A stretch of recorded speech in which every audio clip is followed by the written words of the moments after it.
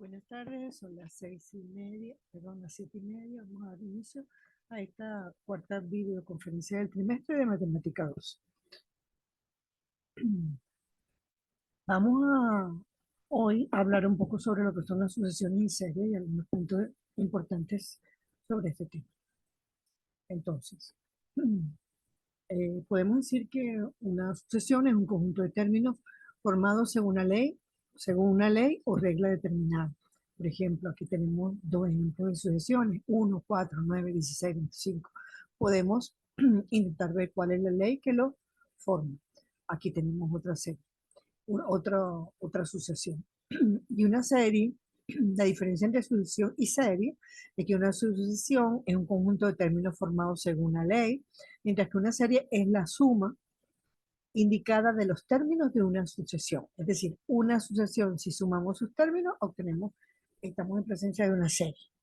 Cuando el límite de términos es limitado, decimos que la sucesión o serie es finita, mientras que cuando el límite de términos es ilimitado, se dice que estamos ante una sucesión infinita o una serie infinita.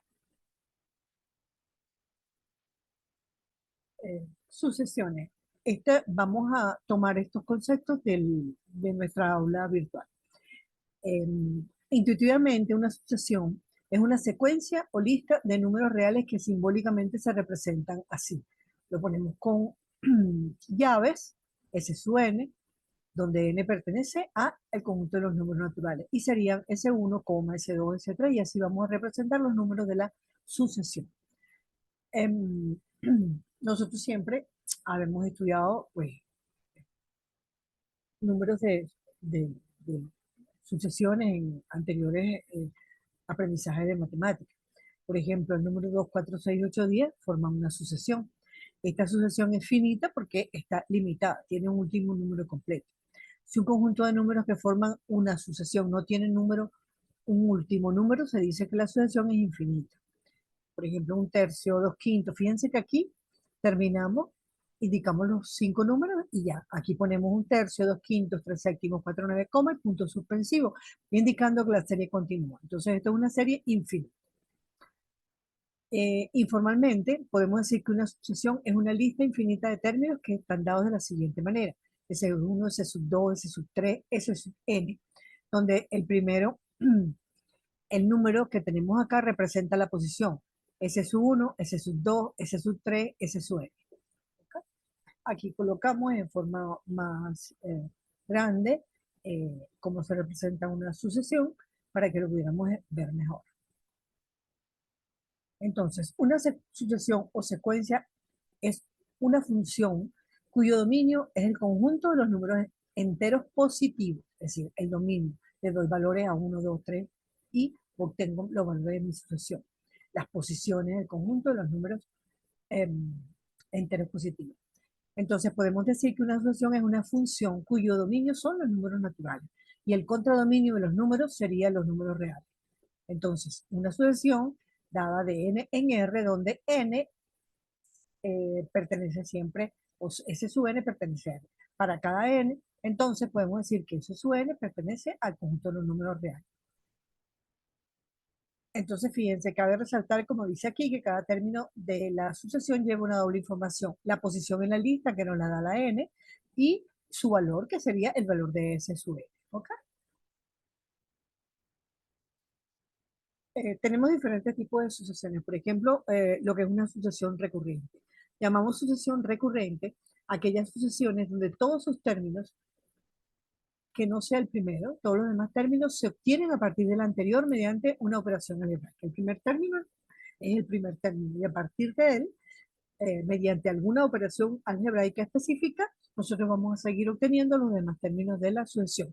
Por ejemplo, si S sub 1 es A, S sub n más 1 sería S sub n por B, donde B representa una operación, la adición, la multiplicación. Aquí no estamos indicando esto como producto, sino una operación específica. Entonces, entre las sucesiones recurrentes tenemos progresiones aritméticas, las progresiones geométricas, que todos la conocen, y la sucesión de Fibonacci, que es una sucesión bien interesante. Ok, vamos a ver uno de los puntos importantes que nos interesa generalmente, que es el límite de una sucesión. El límite de una sucesión, encontrar el límite de una sucesión nos ayuda a entender la convergencia de la sucesión. Vamos a ver hacia qué punto converge nuestra sucesión. Entonces, decimos que una sucesión a sub n cualquiera es convergente y que converge a L si la sucesión tiene un límite L. Hallamos el límite de la sucesión y si la sucesión converge, si tiene límite, podemos decir que esa sucesión converge hacia L. Si no tiene límite, no es convergente y se dice que es divergente. Entonces, aquí decimos que una sucesión a su n converge al número L y lo anotaremos a su n cuando n tiene infinito converge a L, o el límite cuando n tiene infinito hace su n es L, sí y solo si este es la definición del límite que ya a estas alturas todos conocemos. Entonces, decir, una sucesión converge a un número si a partir de cierto valor todos los términos de la sucesión se van acercando a él, se acumulan en él. Entonces, un medio, un cuarto, un octavo, el término general de esta sucesión sería 1 sobre 2 a la n. Cuando vamos a continuarlos haciendo, nos damos cuenta que 1 entre 2 elevado a n tiende a 0, puesto que n tiende a 0. Entonces, esa sucesión tiene límite, su límite es 0 y converge. Es por supuesto, por consiguiente, convergente. Aquí tenemos un ejemplo. Fíjense, tenemos la sucesión 4n al cuadrado sobre 2n cuadrado más 1. Vamos a estudiar si es convergente o divergente. Para ello, estudiaremos si la solución tiene límite cuando n tiende a infinito. Entonces, hallamos el límite cuando n tiende a infinito de 4n al cuadrado sobre 2n cuadrado más 1.